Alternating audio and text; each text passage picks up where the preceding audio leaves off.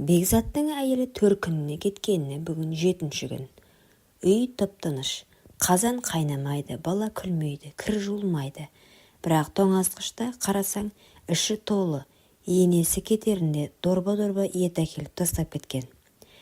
Бекзат күндіз жұмысқа барып, кешке үйге келіп, ет асып жеп, теледидар қарап, қайта ұйықтайды.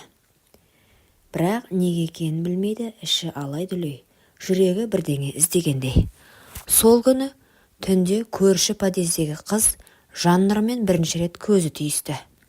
Қыз кешкі уақытта дүкенге шыққанда үстінде қысқа шорты, иығы ашық футболка.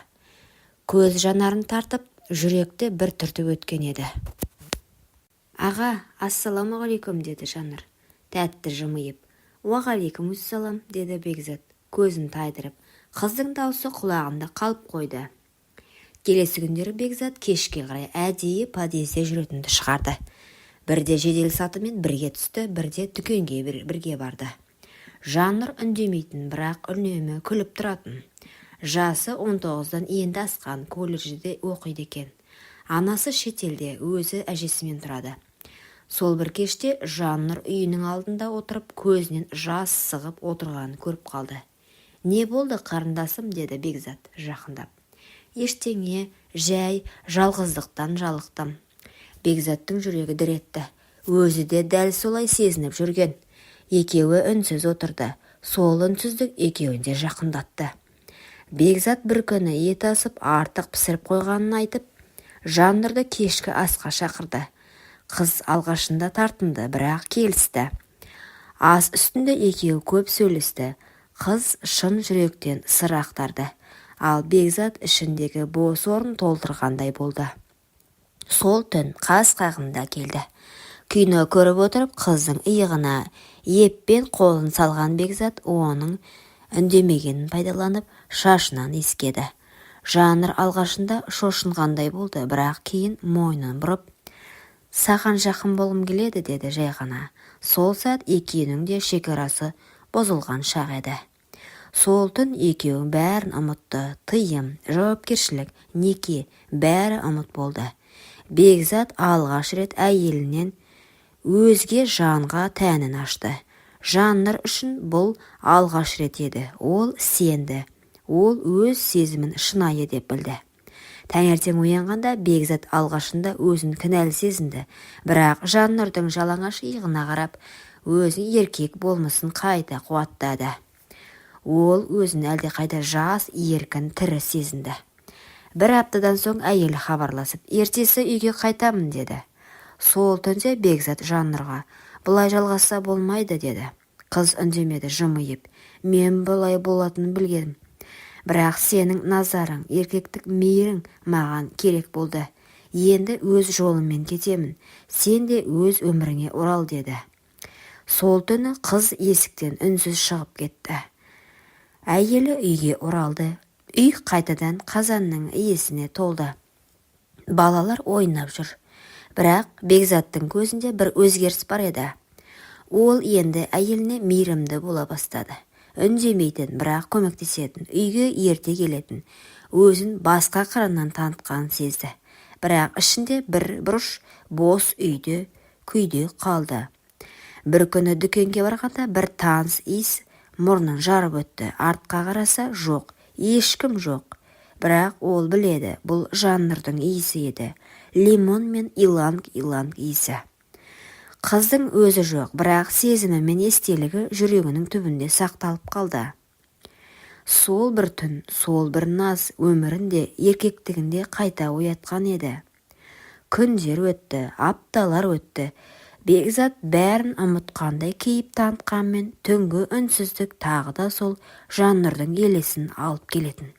Әйелі қасында ұйықтап жатса да, оның көз алдында жас, нәзік тән, жас қыздың иісінен тұншыға жаздаған кештер жиі келетін. Кейде өзіне жеркенетін, кейде сол сәттерді сағынатын. Мен кінәлімін бе, әлде өмір өзі осындай ма деп ойлайтын, бірақ жауап жоқ. Күз түскен шақта есік қаққандай болды.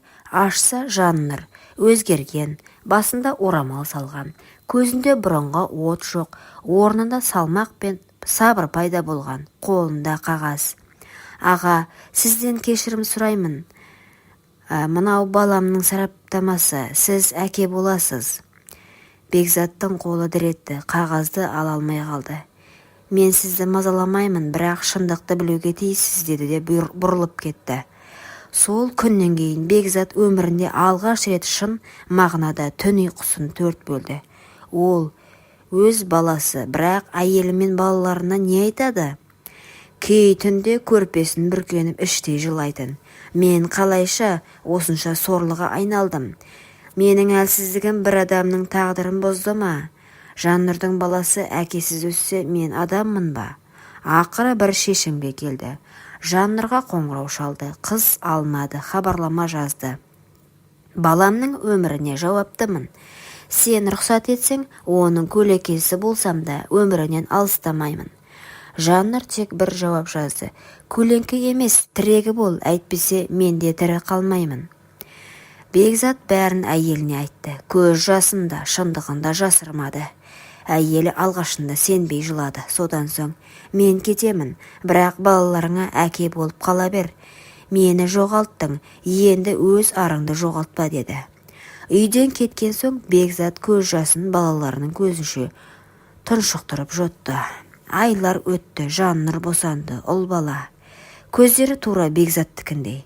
Жаннұр баласын құшағына алып жымиып, бұл бала менің таңдауым емес, тағдырым еді, ал сен кеште болса ардан аттамадың.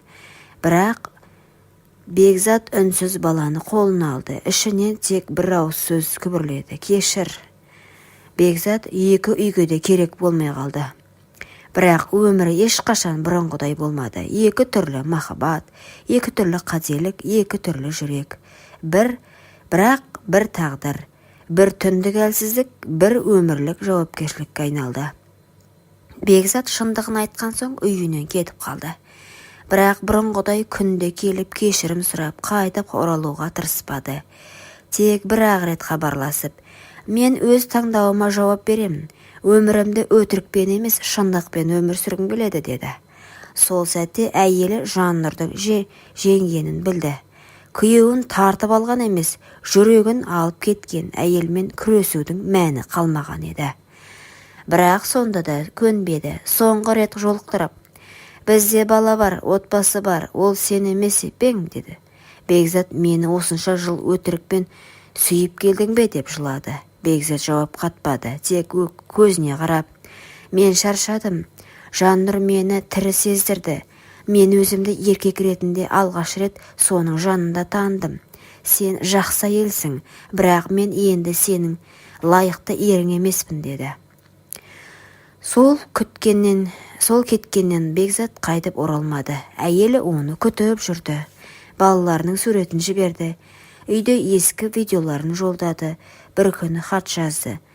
Мен сені тек жек көріп кетсем оңай болар еді, бірақ мен сені әлі де жақсы көремін. Бірақ өзіңнен бұрын өз әлсіздігіңді сүйесің. Ол хат жауапсыз қалды. Бекзат Жаннұрмен тұрмыс құрып кетті. Бірақ ол жақта да бәрі ертегідей болмады. Себебі махаббат күнделікті шай-шаңмен бірге сүріледі. Бірақ Бекзат бәріне төзді. Себебі ол бұл жолы өз таңдауы үшін өмір сүріп жатыр. Жаннұр баласын өсіріп қарапайым келін атанды. Бірақ оның жүрегінде де шемен бар еді. Ол бір әйелдің көз жасымен келген махаббаттың ішкі күйігі. Бекзаттың бұрынғы әйелі енді оны іздемейтін болды. Терезе алдында күнде отыратын әдеті де жоғалды. Бірақ кейде кешкі уақытта теледидардан жанұя басты байлық деген бір жарнама шыққанда көзіне жас келетін. Ең құнды дүниені өз аяғымен шығарып салдым, деп сыбырлайтын. Бірақ ол енді күресуден шаршады. Бекзаттың үлкен ұлы есейіп, әкем қайда, деп сұрайтын. Анасы, ол басқа таңдауды дұрыс деп шешті, деп қана жауап беретін. Бала үндемеді, бірақ сол сәттен бастап әкесін атамайтын болды. Көзінен жек көру емес, салқындық кетті. Жылдар өтті. Бекзаттың шашына ақ түсті. Қолында Жаннұрдың баласы ойнап жүр. Кенет көз алдында ескі үй, балалары, терезеден қарап тұрған әйел бейнесі елестейді. Бәріміз бақытты бола алмадық. Біреудің бақыты, біреудің трагедиясына айналды, деді ішінен күбірлеп. Кей махаббаттар жүрекке емес, жауапкершілікке адал болуды талап етеді. Ал кей адамдар адалдыққа емес, өз құмарлығына адал болады. Бекзат Жаннұрмен бақытты бола алмады. Неге дейсіз ғой? Ол өз әйелі мен баласының көз жасына қалды. Әйелің түн ұйқысын 4 бөліп, өсірген перзентінің тілегін аяққа таптап, бөтен әйелдің жылуы деп ойлағаны түбі өзіне ауыр қайғы болып қайтты. Жаннұрмен бірге өмір сүремін деп үміттенгені алапат өкінішке айналды. Өмір заңы қатал ғой, біреудің көз жасына қалған адам ешқашан шынайы бақыт таппайды екен. Бұл әрбір жастың есінде жүрер сабақ болсын. Құрметті оқырман, өмірден алынған шынайы оқиғаларды тыңдағыңыз келсе, менің арнама тіркеліп, лайк, комментарий жазып қолдап кетіңіздер. Келесі кездескенше.